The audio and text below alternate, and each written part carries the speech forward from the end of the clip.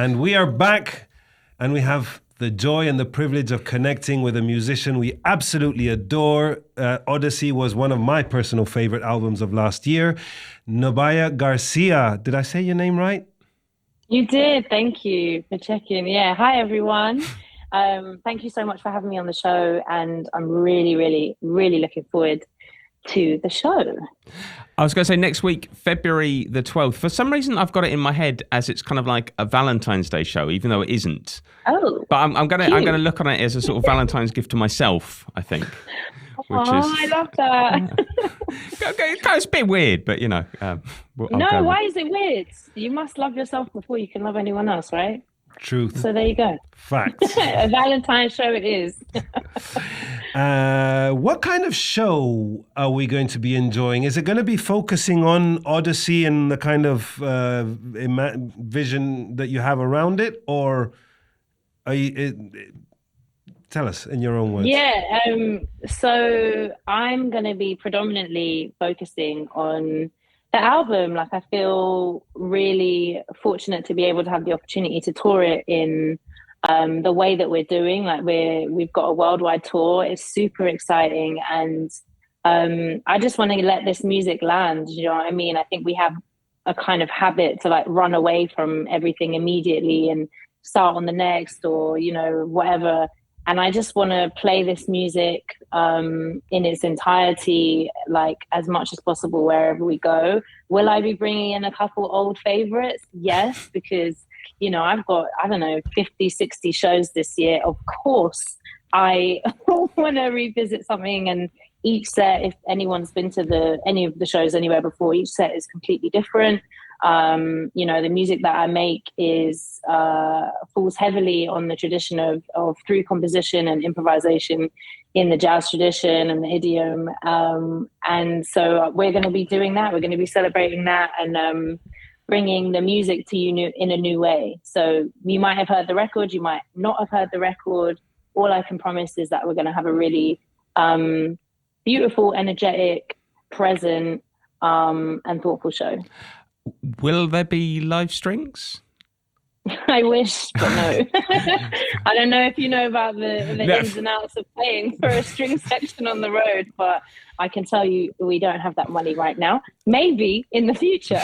I wanted to ask about Odyssey, actually, because it's such a sort of big name for the album. I mean, when you hear Odyssey, you think of big things, you think of challenges, you think of doing vast big things. I mean, when you kind of put that, was the album like an Odyssey for you? Did it kind of reflect your experience making it? Yeah, definitely. I think the best way to describe it for myself is that the word and the concept and the idea reflects the music at the end of the day. Like, I didn't set out with a title 2 years ago and be like, this is what I'm going to write about. It's music first. It's always that way with me. And that is the energy that presented itself. And when I wrote the specific tune, Odyssey, there was no other title for it.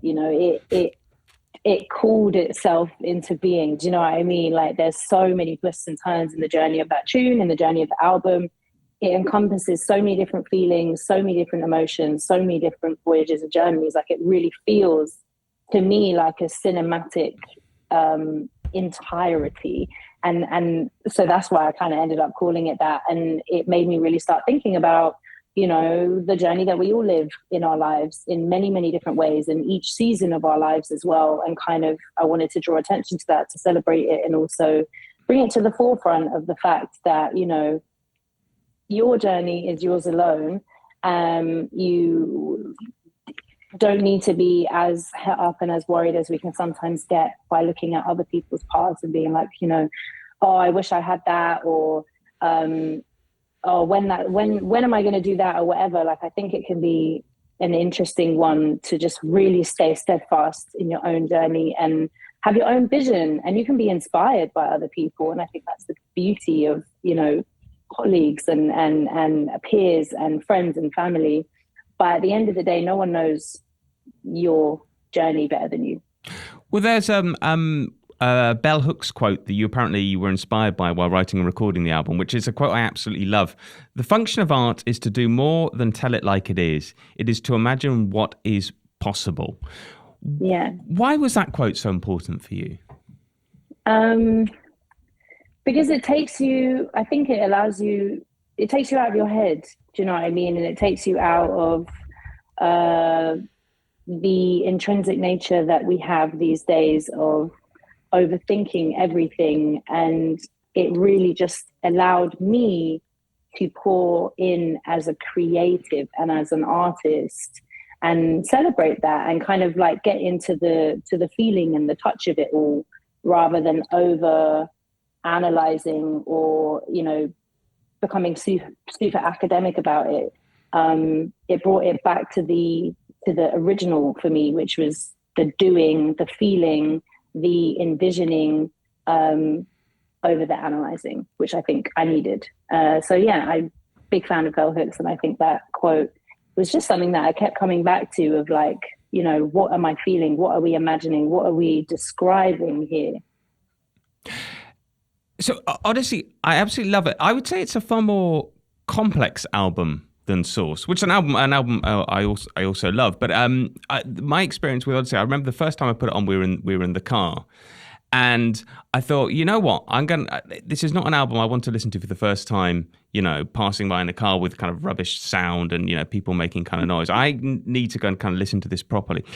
But you know, people sometimes have quite short attention spans. Did you ever kind of worry that, you know, people wouldn't have the attention span to sort of get into something that was big and proper and complex?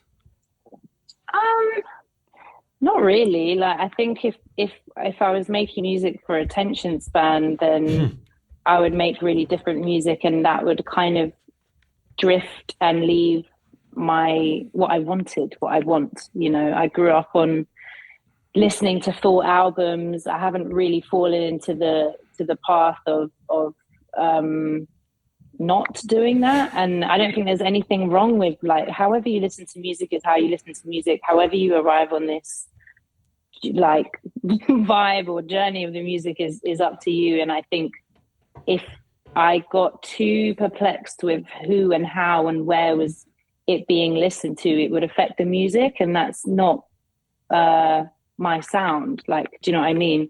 So no, not really. Yeah. Hang on, did you just say thought albums? Thought albums? What? No, I don't think so. Okay, I misunderstood. I thought, well, what's a thinking album? No, but I thought there are album. albums that help you think. No, I mean, you have that. What was one of the, you know, when we think of Odysseys, you know, we think of challenges, you know, adversities. What was the biggest creative challenge for you when you were making Odyssey? The strings, 100%, because I have never done any strings composition, arranging, or orchestration before. So I was like majorly self-taught, kind of going with my ears, kind of. I knew what sound I was aiming for, but like it was just getting there. Do you know what I mean? Like when you reach it, you're like, yeah, this is it. But I couldn't sit there and write a paragraph of like, if I do this to the fifth and then do that to the seventh, like, do you know what I mean? Like I have that now because I've done it in a kind of very, like, physical way, or like just searching with my ears and kind of getting a sound that I relate to. So yeah, that was a challenge. Doing anything brand new for the first time can make you feel a little bit like, wait, what is going on here? Especially when I've listened so deeply and so heavily to a lot of music that involves strings, and also a lot of like classical music, and so it was pretty daunting, but it also was like really interesting and exciting, and I felt really fulfilled when I finally had finished, and I'd got those, like, seeing all the scores, like I scored it out all myself, so there was like pages and pages of paper. I was taping them all up to make sure that when I handed them into the rehearsal, none of the pages got mixed up. So yeah, I just, it was tough and it was a lot of hours. But I think I feel so fulfilled from it, and I feel like I can't wait to do it again. It was something I've always wanted to get into, film scoring and kind of composition in that way. And I feel like that's a huge part of it, and a huge sound and a huge skill that I wanted to get under my belt. And there's like a lot of power in just doing and trying, and starting, rather than like kind of psyching yourself out of it or saying like, oh, you know, I can't do it. I've never done it before, so I'm going to get someone else to do it. That's cool and that's fine. But I'm a little bit stubborn, and I just wanted to like have a go. And you started off on the violin, right? It was your first ever instrument. Yeah, I did. Yeah, I was terrible. I was absolutely terrible. I don't believe that, quite frankly. No, trust me, I was pretty bad. Like, you know, there's instruments that like speak to you, and there's instruments that like call you into the fray, and it was just like, yeah, okay, this is me. That was saxophone, and, you know, like maybe a little bit of clarinet, but like violin, it was just like struggle. We were just like butting heads. I wasn't really gifted, let's say, in that realm. Well, what was it about the saxophone then? Why did it call to you? This is going to sound so basic, but it's cool. It's a cool instrument when you're a kid. Like, no, like the sound of the violin, it just really wasn't for me, because you sound terrible when you start, and that's cool, like that's fine. But it takes a long time for you to get somewhere with it. Whereas by the time I'd started saxophone, I could already read music. I'd had like quite a good breath control situation from playing a couple of other wind instruments. So by the time I got there, I already had like this place I was starting from. And then I think I was also really drawn to the fact that other musical styles were open to me. So I was like, you know, in the jazz band, I was in the concert band, I was also in the orchestra. So it just had like this wider breadth of like musical space and acceptance. And I just got really into the music, you know, like one of the first tunes in the band that I played on saxophone was Chameleon by Herbie Hancock. And I was like, this is so lit. This is funky. This is crazy. And, you know, before that, I'd been playing like Pachelbel's Canon on the violin. Nothing wrong with that. But I just feel like it wasn't me, and it wasn't me. I've got to say, my daughter started off learning the violin, and those early days, well, so you get it. I certainly do get it. My God, it was quite something. Sorry, Johan. But no, speak to me about the physical preparation you have to have on tour when you're, you're playing a sax and you're a band leader, and it's not like you could. I don't know what steps do you take to make sure that when you've got a tour and you've got to like give a 10 out of 10 every night, you know, how do you keep in shape? Well, I actually just train. I go to the gym. I lift heavy weights. I am not a cardio bunny, but I'm trying, because that really does help. But it's not it's not the all end and the be all and end all. Sorry, but it clears your mind. It gets your body ready. I eat well. I'm a vegan. Have been for a really long time. So I just eat clean. I keep myself well rested where possible, because tour is like the worst for sleeping, and that's the thing that will affect you the most. Your lack of sleep will send you insane, and deplete your energy. So yeah, I mean, it's the standard stuff. It's working out, it's eating well, it's drinking enough water, and also when you're actually on tour, like getting outside, because by the time you arrive to the venue, you get into sound check, next thing you know, it's dark outside, and then all of this, you don't really spend any time walking or outside. So it's important for me to just, even if it's a 20 minutes, half an hour, just going out and having a little walk can be really good for your mind. And yeah, that's kind of it really. Having some time for myself amongst all the craziness that's going on is really important. But probably my number one, son. Like, honestly, I just give me some sunlight and I'm good to go. Well, that we have here. We have, yeah. It's a beautiful day. But see, one of the things I find really fascinating about your music is you've got this incredible sort of classical education. You graduated with honours from the Trinity Laban Conservatoire of Music and Dance in Jazz Performance. But also, like, in your music, there's so much like broken beat and reggae and funk and all that kind of thing. When you were sort of growing up and learning music, did you like ever sort of distinguish between the more classical things and kind of, you know, the more clubby kind of pop things, or was it all like just one thing in your mind?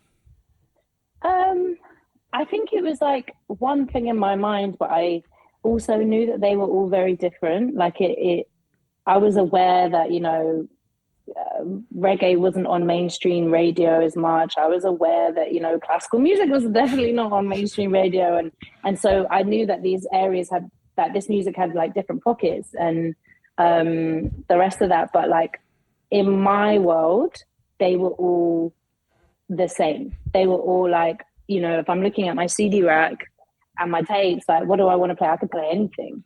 You know, it's really based on my mood. It's based on like that kind of thing. Like, what do I feel like right now? And I've always been that way. I've never really been at any stage of my life just pouring into one thing or one music. And when I got a bit older and I was starting to go to gigs and raves and stuff, that's when, you know, dance music really came into its own in my life. And also, like, that was alongside being a teenager really deep in jazz. That's rare. And I'm aware of that. And it kind of like danced between feeling like uncool and like maybe a tiny little bit cool. But like it was I think when you're into jazz at that younger age, you kind of stop really caring like what people think or what people perceive that as. Like, yeah, you know, it's kind of unusual or unheard of, but like you like it, so you like it. And then, you know, I got a bit slightly older and I found like a real crew of people that were my age, had a similar background to me, and also loved jazz as well as like dub, reggae, broken beat, jungle, garage. Like, so that's when I really understood that like this is all music. Do you know what I mean? Yeah. Speaking of your CD rack, was Björk's Homogenic or her song Hyper Ballad a song that you really loved? No, I mean, I love it now, but like it wasn't as a kid. It wasn't part of my life. But is it yours? No, the reason I ask, and this is because the Odyssey outerlude, you know, halfway on Odyssey, sounds a lot like the opening strings of Hyper Ballad, and I was just wondering if it was like some kind of nod or a little shout out thing to something, but no, obviously it's just no, I a wish coincidence. It was. Now I'm gonna have to go check it out. just one of those things that when it's like, this sounds very much like, you know, and it might be a you know, like a wink thing, but no, clearly not. Thank you for clearing that out. So going back to what we were talking about before, I find this really interesting. Like when you would go out, I don't know, let's say and listen to garage or whatever, would you ever sort of hear something and you'd be like, well, that's a strange chord sequence. That must be, you know, flattened fifths or something like that. Or, you know, that kind of, I don't, do flattened fifths exist? Is that a thing? No, it does. Okay, It's funny because it's like, yes, in short, like I do, once you're like studying and deeply listening to something, you hear things everywhere.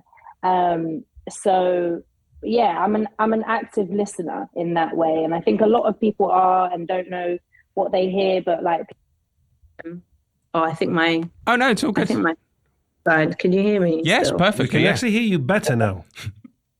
Okay, perfect. Yeah, so I feel like when you're listening to stuff, you recognize things, but you don't necessarily know what it is. You might not be like, oh, that's a tritone or whatever, but like I will know that, or music students or whatever will know that. But like you have so much power in your brain to recognize patterns and audio. It's the same with language, right? You recognize words, like it's the same thing. You recognize patterns, intervals, repeated things, ostinatos. Like everybody knows Beethoven's fifth. That's a fifth, you know. It's the same thing with like, it's just about learning the different things about recognition. But in answer to your question, I do get these moments where I'll be like somewhere and I'll be like, oh, that's a really cool line. Or, oh, that reminds, like you just said, the interlude reminds you of something. I'll have those moments as well. Like, oh, I've heard this before. Like, what is this? So sometimes it can feel a bit nerdy and a bit uncool. And sometimes I'll keep it to myself. And then sometimes I'm like with someone who also understands and I'm able to be like, yo, that's a crazy line. And it really reminds me of this thing, you know, and that's kind of cool to have that. And is there an example of recorded perfection that you always have as a sort of, you know, a bar to reach? Like, look, that is a perfect recording. That is a perfect performance. That is my blueprint. That's what I need to get to. Yeah, I have so many. The first thing that came to my mind is what I'll say, because obviously, like, I Love Supreme, John Coltrane. Perfect. Perfect recording, and also like a perfect recording with things that you notice each time you listen, and that was of the era when they were just starting like cutting things together and splicing and putting different takes together. So there's this like moment, I think it's on Resolution, where you can hear the saxophone before it actually comes in because that's from another take. And it's just like little things like that. It's still a perfect record to me. Perfect doesn't mean that it's like, you know, no mistake was ever made or no changes were ever made. What I love about that record is the pure fire energy, and the skill in like that also is encapsulated with emotion. That's what I'm aiming for. It's like raw power, raw emotion, technical prowess without it getting in the way of any of those things. Like he's one of my absolute heroes and legends for what he's done for the music.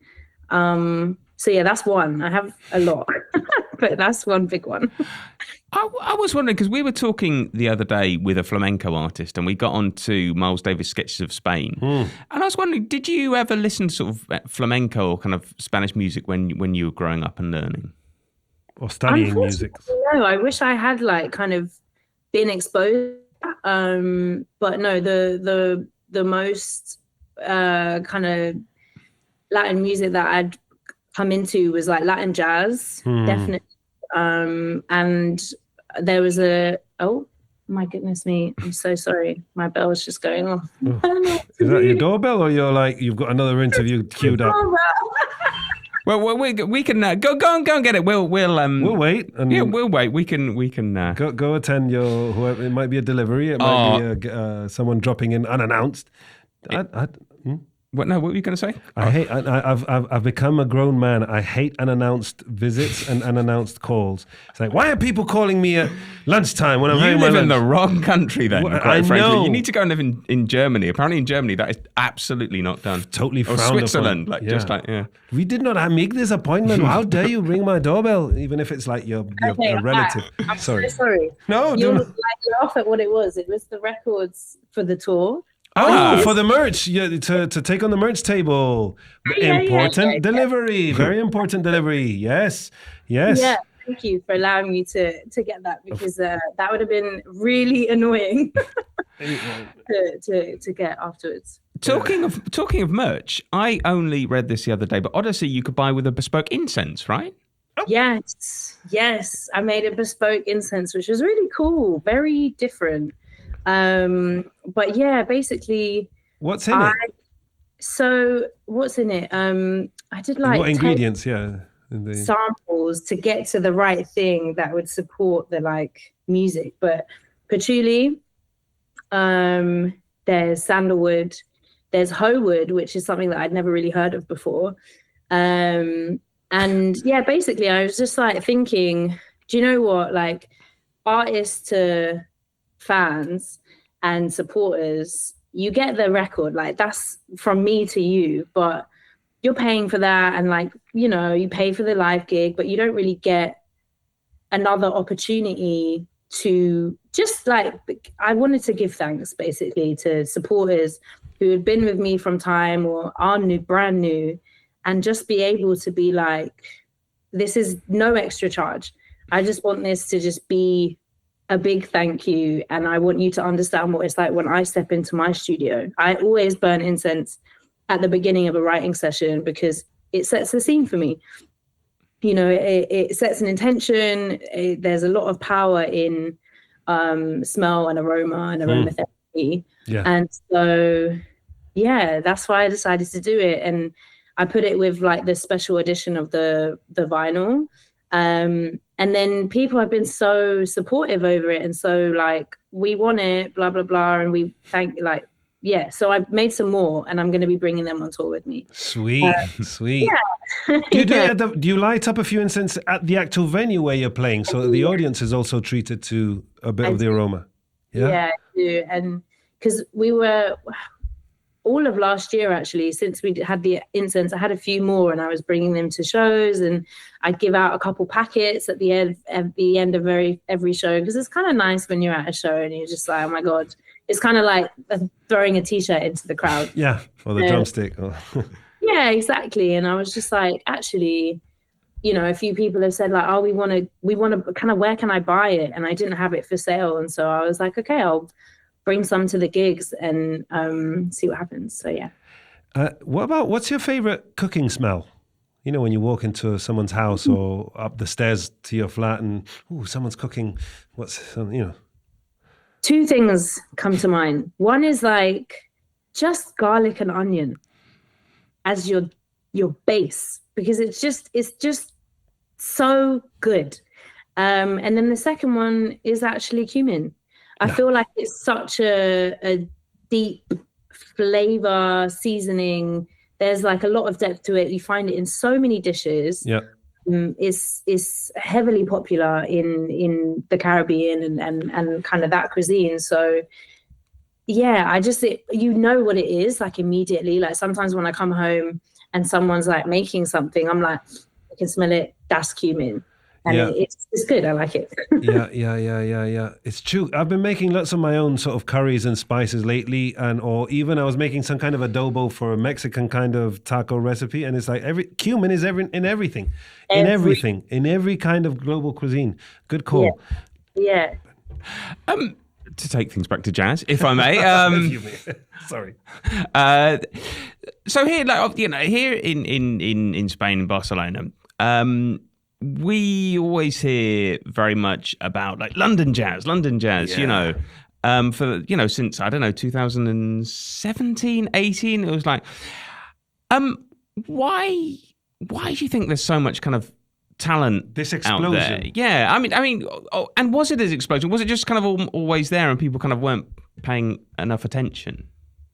Yeah, I think a bit of both. I think there was definitely things have been happening for decades. You know, there's always been an incredible melting pot of cultures and music and styles and places to play and venue. Like, this is a really, really beautiful city in that way. And it really exists as like a melting pot and an amalgamation of so many things. And I think that in itself makes like magical collaborations, and which lead to just pushing things in different directions, you know what I mean? And so I think that definitely exists. But I think it was a timing thing as well, where we just started like moving the music into different places and different establishments and different areas of other genres were coming into play, and people were finding that we had a more diverse audience as well, which then propelled things even further, and that became like a talking point.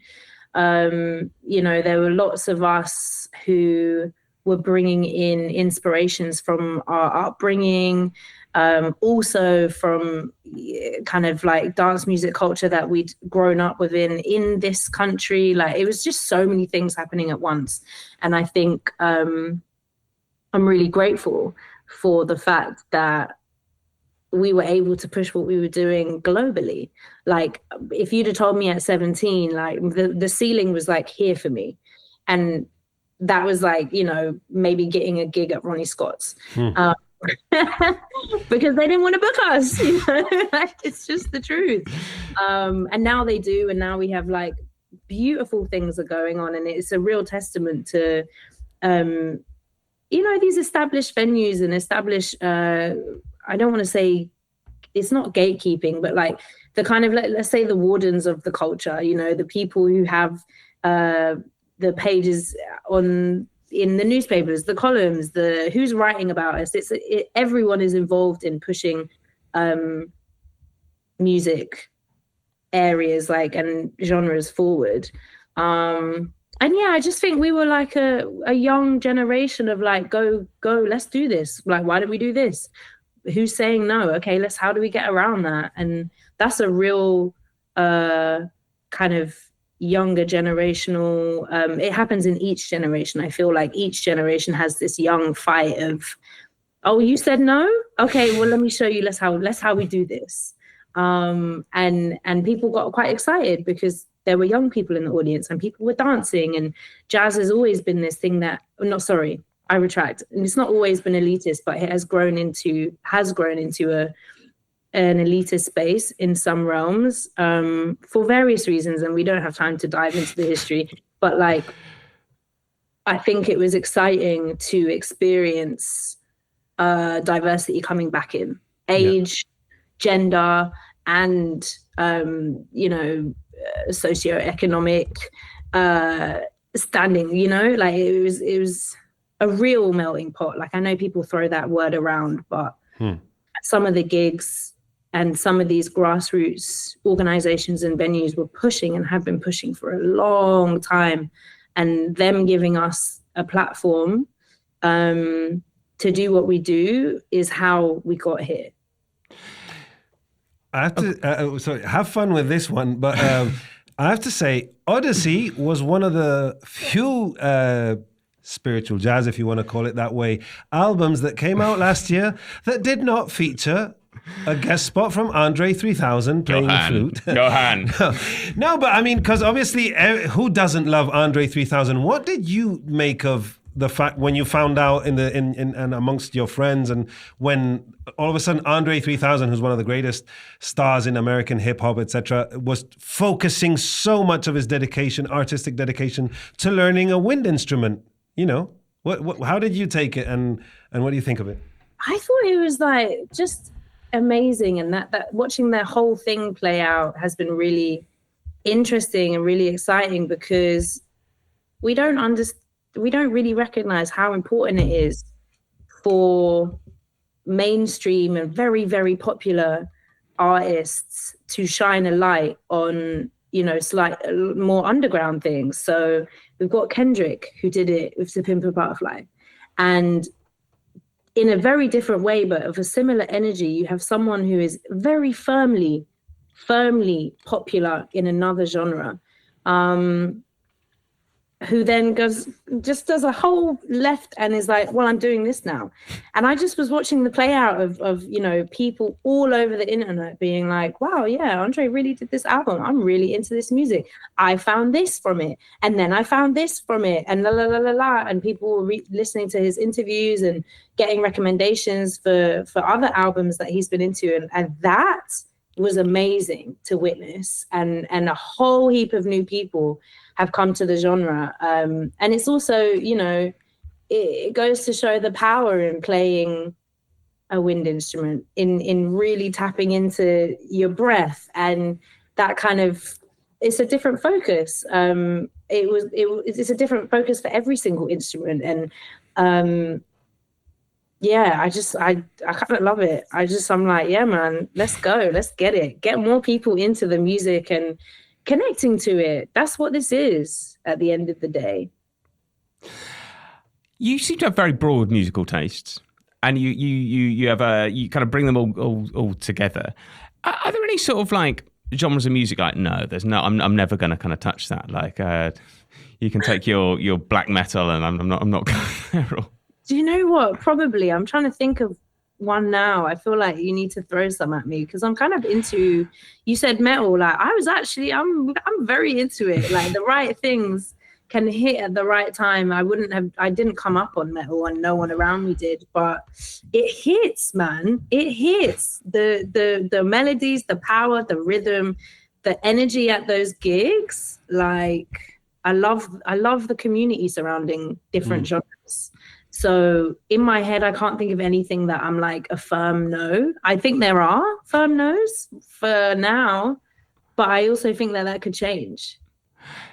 The one that always comes to mind, I just can't listen to it, is Gabba. I can't. It's just too sort of that 4/4 bass drum so fast. Just like, no, I'm gonna have to do something else. I hear that again. Like I don't know much, so I feel like I can't really wash it all with the same brush and be like, no, unless I've like been to a gig or like put on a playlist or a record or whatever and been like, oh, this isn't me. But it might actually just be like, no, it's not for me right now. But who knows? Well, look, it's been an absolute pleasure speaking to you today. I just wanted to ask one final thing, because we were talking earlier this week about Marshall Allen, the leader of Summer Orchestra for many, many years, who's about to release his first solo album at the age of 100. Wow. Can you see yourself releasing music? Why not at 100? But, like all your life. Do you reckon, when you're kind of 80, 90, 100, 110, who knows? Can you see yourself still doing it? Yeah, I think so. I'll still be definitely making music. I don't know what state the industry will be in terms of how that's done. But I'll still be like making music. I've made music far longer than I haven't. And therefore I know it to be something that I choose, and not something that I feel like bored by or not into. And I think that is what keeps you doing something. Do you choose it? Do you know why you choose it? And are you actually connected to it? And I think I know all those things, so I feel like I'll be doing this for a very long time. Sorry. Let me just slip in one quick last question. Do you still go to open jazz nights where people just go in and jam and and take turns in going on stage? Or yeah, I actually really like to do that when I'm away. In other cities. Yeah, like I love to do that in other cities. Like I like to be in the audience. Like I love to just experience that from an audience point of view rather than jump up, because I feel like I understand the language, but like I just want to experience the way that people are connecting to each other. And so yeah, in a way, I like to take part, but I'm not like needing to get on stage or whatever. Like usually a lot of festivals actually have jam sessions afterwards, like jazz festivals. So those have been like really, really good times to see that. And like I said, I went to that club that I can't remember what it's called in Barcelona with a jam session. And that was like, it was amazing. Like it was incredible. These incredible Cuban musicians got up and the whole place was on fire. It was amazing. And I just love witnessing that and being in that kind of energy. And, if it ever takes me, then of course I'll jump up. But I kind of like being in the audience. Wonderful. So we'll see you in Barcelona. We'll be in the audience. Yeah. Exactly. We'll be enjoying the smell. The smell will be nice. The aromas. You'll smell it when you come through the doors. I have a very good sense of smell. Very bad sense of sight, but very good sense of smell. So that's important to me. It's important. February the 12th, Laos, the Apollo. If you fancy going for a walk before the gig, I would advise going up the hill. And you get to a very nice part of Barcelona, kind of park. And, yeah, yeah, it's nice, isn't it? Thank you so much. Thank you. Thank you so much. It's been a pleasure.